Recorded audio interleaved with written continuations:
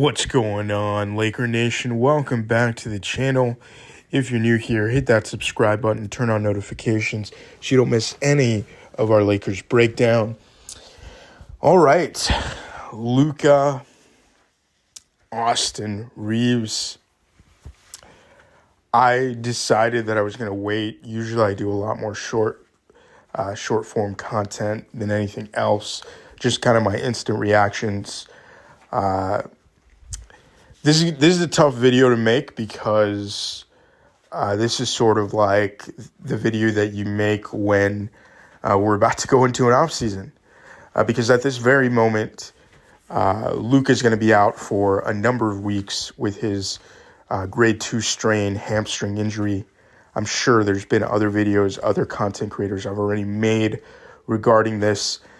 And then, man, when it rains, it pours. Because just, little did we know that Austin Reaves, who has had a phenomenal season, yeah, there's been some injuries, but overall he's just been kind of that number 2 guy, 2-3 guy, depending on the night, right?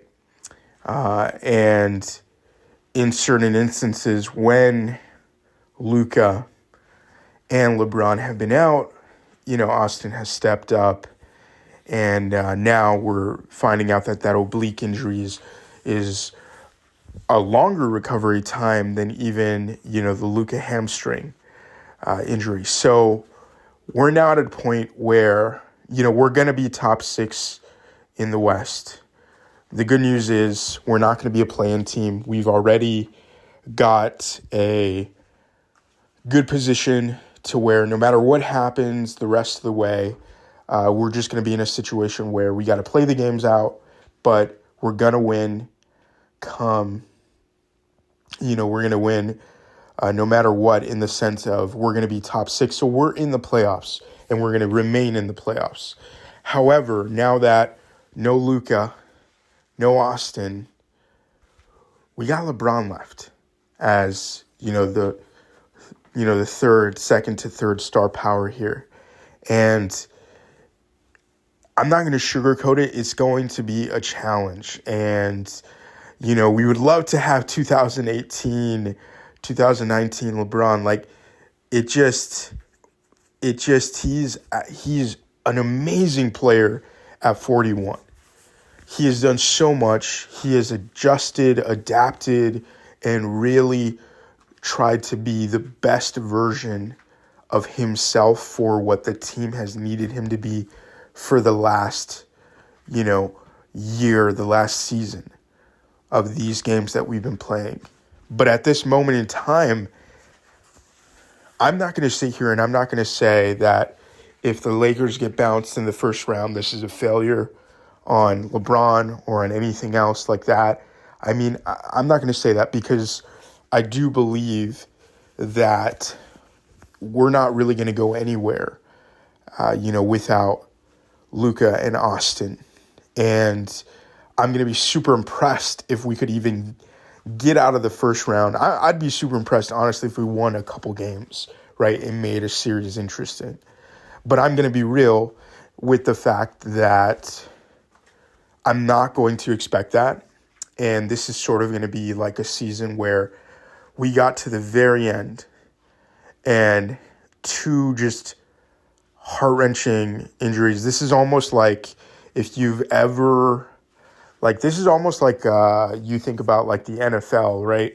And you see like your quarterback go down, right? Where it's like the second to last game of the season, you guys were playing top 3 in your conference, and all of a sudden a devastating injury and they're out for the entire playoffs. It's like, I don't know how this is going to work. And this is one of those things. And it's such a crushing thing to see because, especially since Luka was having an MVP season, Austin Reaves, even if he had not gotten injured at his prior stint, he was having an all-star season. And then LeBron was kind of that glue that was connecting and making sure things were flowing better and faster. And to just have it all come down to two devastating injuries is just tough to comprehend. With that being said, where do we go from here? I want to talk about a couple positive notes. Obviously, we talked about the negative. We talked about the injuries. We talked about where we're at. Right now, we are playing with house money. I honestly think anything that our guys can do, I'm going to root for them. I'm going to root for my team. Obviously, it's always go Lakers for me. And I'm hoping that, maybe we get a Marcus Smart and a DeAndre Ayton that can step up, and a Rui, Hachimura, who can step up, and maybe we get some of our pieces.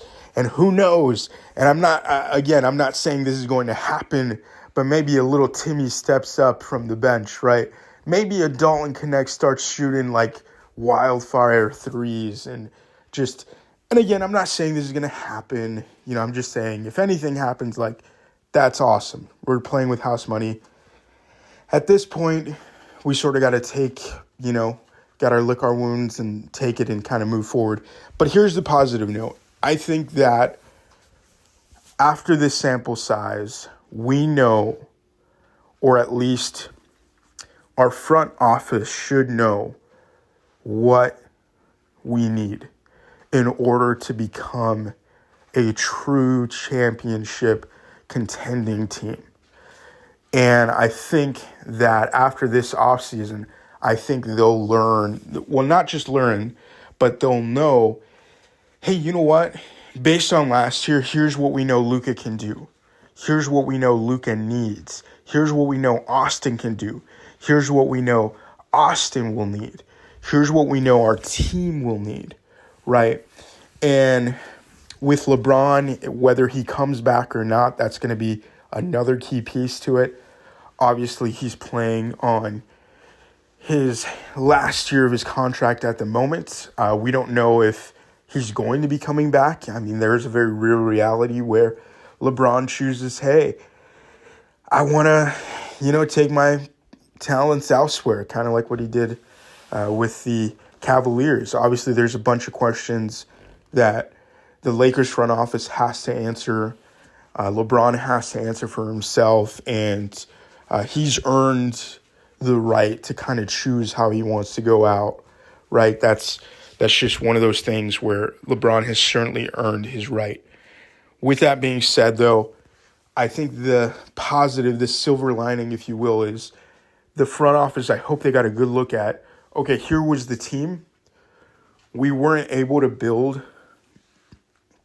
a championship contending team, but we were able to build a team that, man, Luka and Austin and LeBron, I mean, they could take us really far, and they probably weren't going to get over the hump, but man, just them alone were taking us far. So now, how do we solidify and how do we build a better foundation? A foundation where Luka doesn't have to be playing 37, 38 minutes a night for the team to win. Because I'll say the other thing, injuries that he had or has had, that comes from a lot of him playing a lot of minutes per night. Those add up really quick. And if you think about it, it's kind of like that last game where he scored 42, but the fact that he had to come back in the game in the fourth quarter because all of a sudden the Cavaliers made a run and made it kind of an interesting game to where it's like, oh, wait, we actually need you to come back in and score. That's a problem. That can't happen. So with that being said, fans and